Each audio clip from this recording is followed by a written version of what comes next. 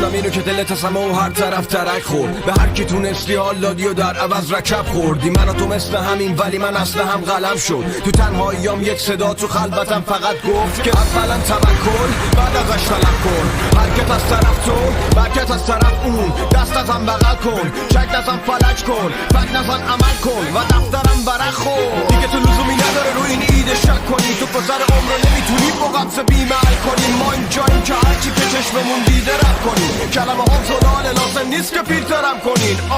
یه عده مشتاقن کلمه هامو بشنون، یه عده هم که میخوام فقط قلم پامو بشکنن. ولی من حرفامو تا نفس آخرم بازم میگم، جا نکم بازم جیگر شارگم مصد میدم. خلاصه اونا که بدخوا منو میخندیدن، بدخوا منو میخندیدن، که تو بریزیدم میرن کلمه تو روی بیتم چیدم. اینو به تو میگم میرن همه وجودم و واسه بالا بردن پرچم میهن میدم. من طالب آتش بستم، مشکلی باشه تا تش هستم، میکنم از ما میدونم حرفام میمونن فردا تا هش نستم.